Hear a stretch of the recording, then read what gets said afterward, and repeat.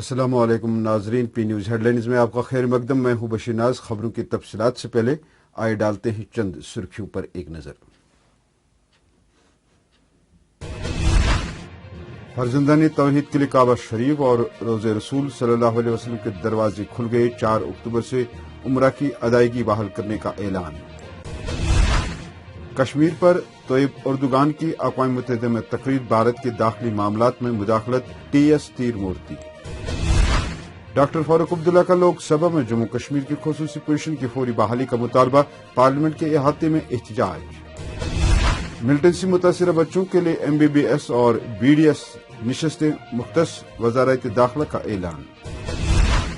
जम्मू कश्मीर सरकारी ज़बानी बिल 2020 गैर आईनी। लोकसभा में हसनैन मसूदी का बयान।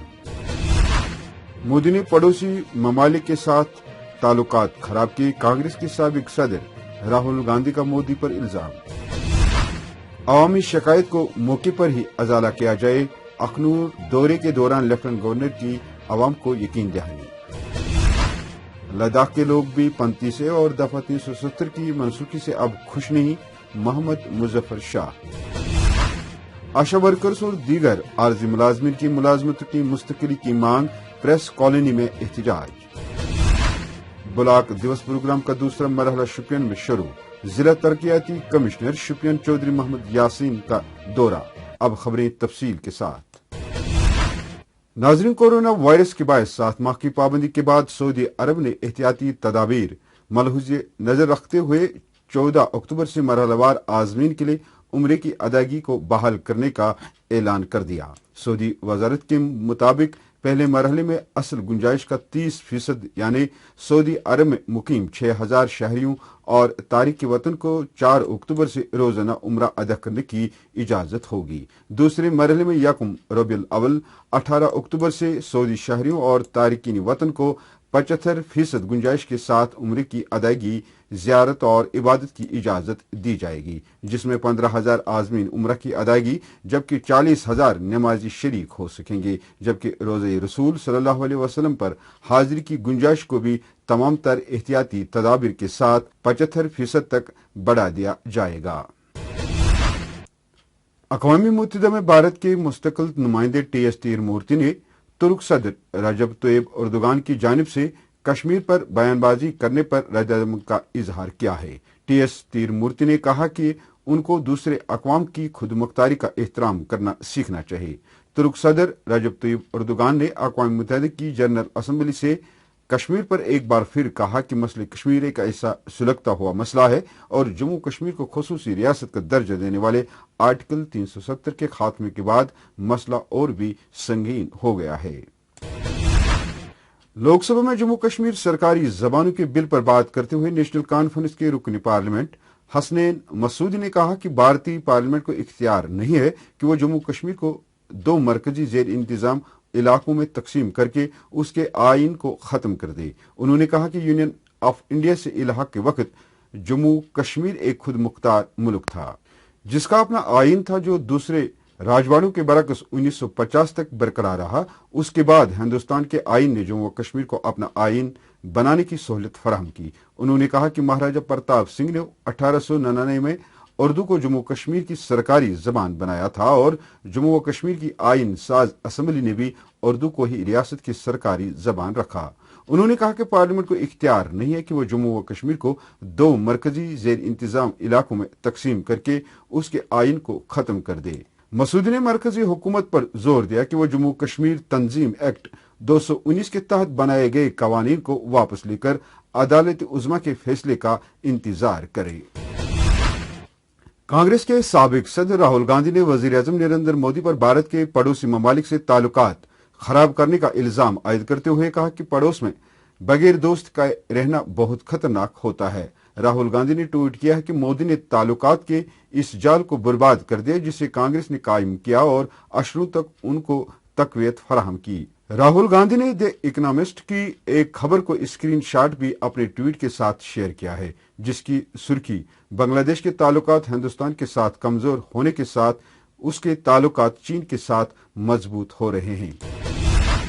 مرکزی حکومت نے ملٹنسی کے واقعات میں مارے گئے بچوں کے لیے میڈیکل کورسز کی پیشکش کی ہے۔ مرکزی وزارت داخلہ نے اس ضمن میں متاثرین سے درخواست طلب کی ہے۔ وزارت داخلہ نے تمام ریاستوں سے کہا کہ وہ MBBS اور BDS نشستوں کو ملٹنسی متاثرہ بچوں کے لیے مختص رکھیں۔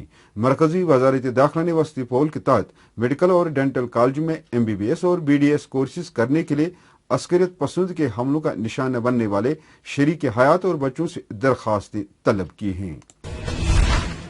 نیشنل کانفرنس صدر ڈاکٹر فاروق عبداللہ نے جموں کشمیر کی خصوصی پوزیشن کی فوری بحالی کا مطالبہ کیا ہے۔ ڈاکٹر فاروق عبداللہ نے لوک سبھا میں کہا کہ جموں کشمیر میں کوئی امن نہیں ہے۔ انہوں نے کہا کہ 5 اگست 2019 کو لیے گئے غیر جمہوری اور غیر آئینی فیصلوں کو واپس نہیں لیا گیا تو امن و امان کی صورتحال کو لوٹایا نہیں جا سکتا۔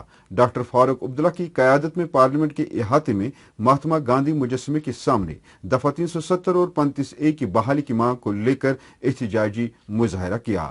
اپنے احتجاج کے دوران ان کا کہنا تھا کہ ہم نے بار بار پارلیمنٹ میں دفعہ 370 کی منسوخی اور اس سے جموں کشمیر میں پیدا شدہ صورتحال پر بحث کرنے کا مطالبہ کیا، اور اس سلسلے میں نہ صرف پارلیمنٹ کو تحریری خط لکھا گیا بلکہ ہم ذاتی طور پر بھی اسپیکر سے ملے اور ان سے جموں کشمیر پر بحث کرنے کی درخواست کی، لیکن حکمران جماعت حزبی اختلاف کے مطالبوں کو خاطر میں نہیں لا رہی ہے اور اس لیے ہم پارلیمنٹ کے باہر احتجاج کرنے پر مجبور ہو گئے ہیں۔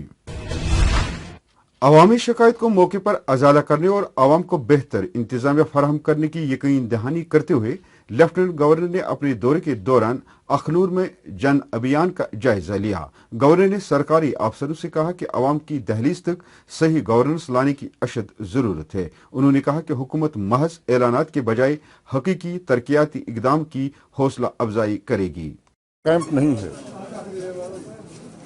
کسی بھی شاسن کی جو انیواریہ اور اپریہاریہ شرط ہے کہ جنتا کی سنوائی ہو، میں سمجھتا ہوں اس دشا میں اٹھایا گیا ایک قدم ہے، اور ابھی اس یوٹی میں سبھی DCs اور SPs ویڈنسڈے سنڈے کو چھوڑ کر کے صبح 10:30 سے 11:30 لوگوں سے مل رہے ہیں۔ روزمرہ کے جیون میں جو چھوٹی چھوٹی دقتیں، کسی کو ڈومیسائل کا سرٹیفکیٹ لینا ہے، کسی بچے کی اسکالرشپ رکی ہوئی ہے، کسی کو انکم سرٹیفکیٹ لینا ہے، اولڈ ایج پینشن ہے، ویڈو پینشن، انیک اس طرح کے کام ہیں جس کے لیے گاؤں سے لوگوں کو جموں جانا پڑتا ہے، دوری طے کرنی پڑتی ہے۔